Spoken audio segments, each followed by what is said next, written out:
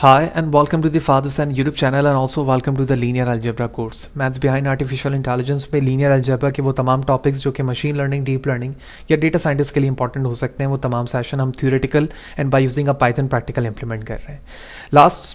Previous to previous sessions we can say that कि हमने decomposition और आइगन डिकम्पोजिशन का कॉन्सेप्ट समझा. इसी तरह हमारे पास एक second well known decomposition method है, इट्स कॉल्ड LU डिकम्पोजिशन, जो कि इस सेशन का पार्ट रहेगा. लिहाजा इससे फर्दर रिलेटेड या इससे रिलेटेड तमाम सेशन मेरे यूट्यूब चैनल पर मौजूद है. आप फादर हुसैन CS से मुझे सर्च करके मेरे यूट्यूब चैनल पर आ सकते हैं.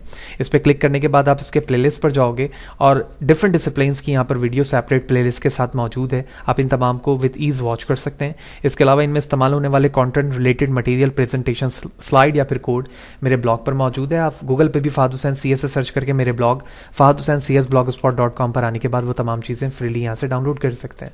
लिहाजा अगर आप मेरे चैनल पर नए और चैनल को सब्सक्राइब नहीं किया है तो डू सब्सक्राइब द चैनल, ताकि अपकमिंग वीडियोस के हवाले से आपको बर वक्त जानकारी मिले और इसी तरह की नई चीज़ें बर वक्त आसानी के साथ सीख सकें. साथ ही साथ आप मुझे मेरे ब्लॉग fahadhusaincs.blogspot.com पे भी फॉलो कर सकते हैं, ताकि जब भी वहाँ पर कोड अपलोड किया जाए आपको बर वक्त जानकारी मिले. तो as like the eigen decomposition, जहाँ पर हमने फैक्टराइजेशन का बेसिक कॉन्सेप्ट जाना और समझा था कि एक्चुअली हम अपने बड़े प्रॉब्लम को किस तरह से डिकम्पोज करके स्मॉल मैट्रिसेस में या small number of the matrices में कन्वर्ट करते हैं. तो by using the approach of the eigen decomposition there is another approach of the decomposition that's called LU decomposition. तो समझते हैं कि LU डिकम्पोजिशन एक्चुअली है क्या. So LU decomposition of a matrix is the factorization of the given square matrix, which mean your input matrix should be in a form of the square matrix. So what will be the square matrix in which the rows and column in term of the quantity will be same, which means 3 by 3, 4 by 4, 5 by 5, n by n matrix into two triangular matrix, which mean the conversion of the square matrix should be into the triangular matrix, one upper triangular matrix and one lower triangular matrix, such that the product of these two matrices given the original matrix was introduced by Alan Turing in 1948, who has created the Turing machine. So you can imagine कि 1948 के अंदर LU decomposition का इस्तेमाल किया गया और इसे create किया गया इस कॉन्सेप्ट को. और अगर आपने आर्टिफिशियल इंटेलिजेंस के कुछ सब्जेक्ट्स पढ़े हों या तो वहाँ पर ट्यूरिंग मशीन का सबसे पहले कॉन्सेप्ट चैप्टर 1 या 2 के अंदर पढ़ाया जाता है, या आपने शायद पढ़ा हो कि ट्यूरिंग मशीन का एक्चुअली कॉन्सेप्ट जो है वो सेकंड वर्ल्ड वॉर के अंदर क्यों किया गया था और उसका स्पेशल पर्पस क्या था, और उसके अंदर इन डिकम्पोजिशन को इंट्रोड्यूस किया गया. ये किस तरह से काम करता है और ओरिजिनली आपके मैट्रिक्स को किस तरह से अपर ट्राइंगल और लोअर ट्राइंगल में कन्वर्ट करता है. लेकिन उससे पहले हमें एक दफ़ा फिर ये चीज़ रिकॉल करनी होगी कि system of the equation A of x equal to B किस चीज़ को रिप्रेजेंट करता है. तो जब हम सिस्टम ऑफ इक्वेजन सॉल्व कर रहे होते हैं तो A of x equal to B हमें रिप्रेजेंट करता है कि A हमारे पास वो ओरिजिनल तमाम मैट्रिक्स के कोफिशिएंट होते हैं या लीनियर इक्वेजन या सिस्टम ऑफ द इक्वेजंस के कोफिशिएंट होते हैं जो आप यहाँ पे लिखते हैं. उसके बाद x यहाँ पर रिप्रेजेंट करता है वो तमाम नंबर्स ऑफ द वेरिएबल्स को जो सिस्टम ऑफ इक्वेशंस में इस्तेमाल हो रहे होते हैं, और एट लास्ट जो हमारे पास B होता है वो तमाम कांस्टेंट को रिप्रेजेंट कर रहे होते हैं जो from the equation in the right hand side लिखा होता है. तो इस इक्वेशंस को देखते हुए हमें LU डिकम्पोजिशन का कॉन्सेप्ट और भी अच्छे तरीके से समझ में आएगा. The motivation of the LU decomposition is based on the observation that system of the equation involving triangular coefficient matrix are easier to deal with. Indeed, the whole point of the Gaussian elimination is to replace the coefficient matrix with one that is in triangular.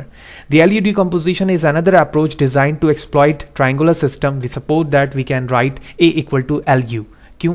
सबसे पहले तो इस paragraph का मतलब ये है कि जिस तरह से हम गॉसियन एलिमिनेशन इस्तेमाल करते थे किसी भी मैट्रिक्स को एलिमिनेट करने के लिए या फिर उसे कन्वर्ट करने के लिए, जैसे ओरिजिनली हमारे पास कोई मैट्रिक्स मौजूद है और हम उसे 3 by 3 मैट्रिक्स से 3 by 3 आइडेंटिटी मैट्रिक्स बनाना चाहते हैं, तो गॉसियन एलिमिनेशन इस तरह के मैथड्स को हम यूज़ करते थे.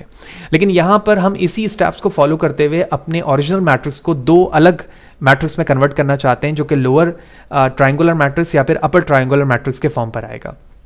तो अगर हमारे पास इक्वेशंस यहाँ पर A को कन्वर्ट करके हम इस तरह से लिखें A इक्वल टू LU, तो हमारे पास जो मैट्रिक्स यहाँ पर बन जाएगा वो हो जाएगा ALU इक्वल टू B. तो दैट्स बिकॉज ऑफ दिस यहाँ पर ALU रिप्रेजेंट किया जा रहा है, तो हम इसे इस तरह से लिख सकते हैं LU of X equal to B, और हमें ये दोनों चीजें मालूम करनी है. Where L is a lower triangle matrix and U is a upper triangle matrix, our aim is to find the L and U, and once we have done so, we have found in LU decomposition of A. So let's see the example to understand in a better way. तो हमारे पास एक 3x3 matrix का square matrix है, जो हम अभी problem में समझ चुके हैं कि एल यू डिकम्पोजिशन इस्तेमाल ही एक स्क्वायर मैट्रिक्स में होगी। तो सवाल ये भी हो सकता है कि क्या हमारे पास नॉन स्क्वायर मैट्रिक्स होगा तो क्या हम उसकी डिकम्पोजिशन नहीं कर सकते? जी बिल्कुल कर सकते हैं, और वो चीज़ हम जानेंगे नेक्स्ट सेशन पे कि उसके लिए कौन सी टेक्निक इस्तेमाल होती है। तो इस वक्त एल यू के कॉन्सेप्ट पे हम वापस आते हैं। अगर मैं लोअर ट्राइंगुलर मैट्रिक्स की बात करूं तो लोअर ट्राइंगुलर मैट्रिक्स के अंदर हमारे पास डायगोनल जो एलिमेंट होते हैं वो 1 1 1 होते हैं, जैसे यहाँ 3 1 है, और ऊपर की तमाम वैल्यू 0 आ जाती है। जबकि लोअर ट्राइंगुलर के अंदर यहाँ पर कुछ वैल्यूज आएगी, जैसे यहाँ पर मैंने 3 को L21, L31 एंड L32 लिखा हुआ है, जो कि इन नंबर्स को रिप्रेजेंट कर रही है जिनके नीचे मैं डैश डिस्प्ले कर रहा हूँ, और इस डायगोनल एलिमेंट को हमने यहाँ पर 1 कंसीडर किया है लोअर के लिए। इसके बाद अपर है। अपर के लिए जितने भी अपर एलिमेंट हैं, विच मीन 1 2 3 8 एंड 1 2 4 8 14, इनको हमने यहाँ पर नंबर्स दिया है। इनकी इंडेक्सिंग आप कह सकते हैं U11 का मतलब ये है रॉज 1 एंड कॉलम 1, 1 2 का मतलब है रॉ 1 कॉलम 2, एंड 1 3 का मतलब है रॉ 1 कॉलम 3। इस तरह से उसको रिप्रेजेंट कर दिया गया। अगर हम L और U को यानी इन दो मैट्रिक्स को आपस में मल्टीप्लाई करें तो इसका रिजल्ट कुछ यूं आएगा, जो कि यहाँ पर मौजूद है। तो आफ्टर द मल्टीप्लिकेशन, जिसमें हमने rows and column wise multiplication rules देखे हैं, वो डायरेक्टली यहाँ पर मल्टीप्लाई करके लिखा गया है। तो आफ्टर द मल्टीप्लिकेशन हमारे पास जो मैट्रिक्स कन्वर्ट हुई वो U11, U12 एंड U13 है। उसके बाद ये मल्टीप्लाई के साथ तमाम वैल्यूज लिखी हुई हैं, जिस तरह मल्टीप्लिकेशन में प्लस किया जाता है मल्टीप्लाई करने के बाद, वो उस तरह फॉर्म पे मौजूद है। तो इस मैट्रिक्स को इक्विवेलेंट किया गया इस मैट्रिक्स के। So how we can resolve this original A3x3 matrix into a L and U matrix. तो सबसे पहले now we used this to find the entries in LU. Fortunately, this is not nearly as hard as it might at first seem. We began by running along the top rows to see that. वाकई देखने में हमें काफ़ी complex लग रहा है, लेकिन ये काफ़ी आसान है। जैसे ही हम अपने पहले रॉस को यूज़ करते हैं तो system of the equation solve करना हमारे लिए काफ़ी आसान होता है। अगर आप यहाँ पर फर्स्ट वैल्यू को देखें U11, इसका मतलब है कि ओरिजिनली U11 का मतलब ये है कि हमारे पास वैल्यू 1 मौजूद है। मैं कलर चेंज कर लेता हूँ, दिस वन।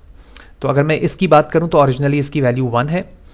U12 की बात करूं तो ओरिजिनली ये 2 के बराबर है, और U13 की बात करूं तो ये 4 के बराबर है। तो मैं कह सकता हूं U11 equal to 1, 1 2 and 13 equal to 4। Now consider the row number 2। Here you can see that L21 U11। तो L21 U11 को अगर आप सॉल्व करें तो इसकी वैल्यूज हम 2 1 से देखेंगे, यानी 2 1 में वैल्यूज क्या है और U1 में वैल्यूज क्या है। तो इसके लिए हमें सॉल्व करना होगा कि हमारे पास L21 पहले सॉल्व होकर आ जाए, ठीक है। तो L21 को हम फाइंड करने के लिए इसकी ओरिजिनल वैल्यू देखेंगे। तो L21 की अगर मैं ओरिजिनल वैल्यू देखूं, यानी L21 इसकी बात कर रहा हूं, तो ये ओरिजिनल 3 है, और इसके साथ लिखा हुआ U11 यानी 11 जो कि 1 है। तो 3 मल्टीप्लाई बाय 1 इक्वल टू 3, हमारे पास U21 भी यहाँ पर आ चुका है, ठीक है।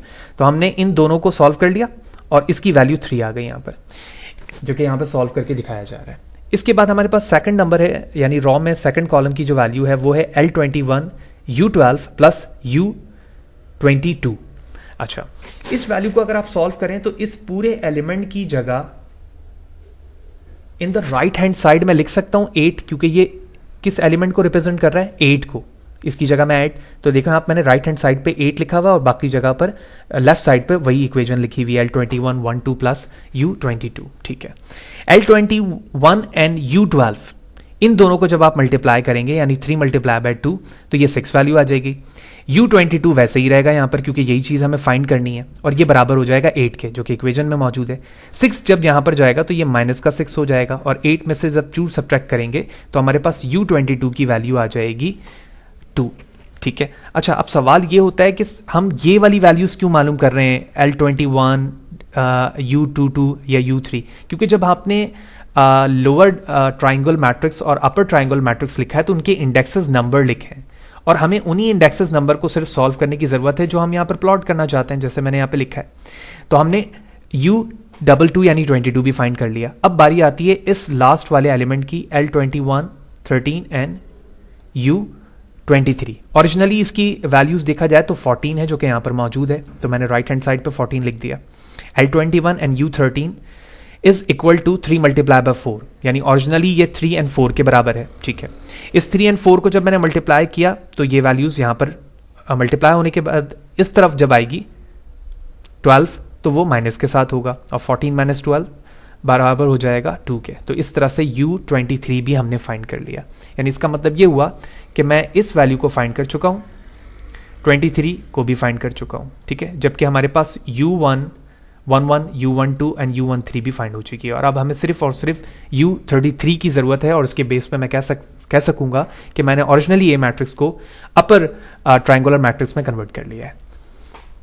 नेक्स्ट वन, इसके बाद हमारे पास अगर आप देखें यहाँ पर तो L31, इसकी कोई ज़रूरत नहीं है, हमें इसे भी फाइंड करने की कोई ज़रूरत नहीं है क्योंकि इसकी जगह पे हम डायरेक्टली 0 लिखेंगे। लेकिन मुझे ये फाइंड करने की ज़रूरत है जिसके ज़रिए से हमें U33 पता चल जाएगा। इसको फाइंड करने के लिए आप यहाँ पर देख सकते हैं कि मैंने इस स्टेप पे इसको फाइंड किया, ठीक है। हमने तमाम एलिमेंट्स की जगह उनकी वैल्यूज़ लिखी, 2 multiply by 4 multiply plus 1 multiply by 2, तो ये हो गया 8, ये हो गया 2, ठीक है। तो ये 10 हो गए। और U33 ओरिजिनली हमें फाइंड करना है। फिर 13 में से जब हमने 10 को सब्ट्रैक्ट किया तो वैल्यूज इट्स 10 इक्वल टू 3, तो हमारे पास ये एलिमेंट आ गए। तो इस तरह से उन तमाम वैल्यूज़ को हमने यहाँ पर पुट किया और इस तरह से हमारी वैल्यू ये U के बराबर हो गई। वापस आते हैं अपने लोअर की तरफ। लोअर में हम क्या क्या मालूम कर चुके थे। लोअर पे हमारे पास इस वक्त सिर्फ L21 फाइंड हुआ था जो कि ये है। अब हमें दो वैल्यूज़ मालूम करनी थी, 31 एंड L32। तो इसके लिए हमने इक्वेशंस वही वाली लिखी जो वहाँ पर हमने लेफ़्ट की थी, वो लेफ़्ट वाली इक्वेशंस यहाँ पर लिखी हमने, जैसे कि आप यहाँ देख रहे हैं 31 U2 U11 और इसी तरह L3112 L32 एंड 22, इनकी जगह इनकी वैल्यूज़ लिखी और इस तरह से हमें L31 एंड L32 भी फाइंड हो गया। और इन तमाम एलिमेंट्स को हमने यहाँ पे लिख दिया, विच मीन 3 2 1। और हम जानते हैं कि ये जो एलिमेंट्स हैं वो आइडेंटिटी मैट्रिक्स के वैसे ही लिखे जाते हैं जैसे होते हैं और 0 एलिमेंट अपनी जगह मौजूद है। तो मैं कह सकता हूँ कि ये हमारा L आ गया। तो originally A equal to LU हम मालूम कर चुके हैं और उसके बेस पर मैं कह सकता हूँ कि मैं अपने ओरिजिनली 3x3 स्क्वायर मैट्रिक्स को डिकम्पोज करने में कामयाब हो चुका हूँ। तो होपफुली आपको ये तमाम बातें क्लियर होंगी। It's a little bit tricky, लेकिन हमें परेशान नहीं होना इस बात से कि इसकी कॉम्प्लेक्सिटी कैलकुलेशन पे ज़्यादा है। हमें सिर्फ ये समझना था कि डिकम्पोजिशन लॉजिकली होती किस तरह से है और हम तमाम चीज़ों को स्टेप बाय स्टेप पाइथन या आर प्रोग्रामिंग में करेंगे ही, और इंटरनली हमें प्रोसेस समझने की ज़रूरत होती है, ऐसा मशीन लर्निंग या डीप लर्निंग रिसर्च है। लेकिन फिर भी कोई सवाल है, कोई चीज़ अगर आपको समझ में नहीं आई है कमेंट सेक्शन पर ज़रूर पूछें, कोशिश करूँगा सवाल से बर वक्त जवाब दे सकूँ। वीडियो अच्छी लगी है तो लाइक करें, ज़्यादा लोगों को शेयर करें, और अगर मैं चैनल पर नए और चैनल को सब्सक्राइब नहीं किया तो ज़रूर सब्सक्राइब करें ताकि अपकमिंग वीडियोस के हवाले से आपको बर वक्त जानकारी मिले और इसी तरह की नई चीज़ें बर वक्त सीख सकें। Thank you.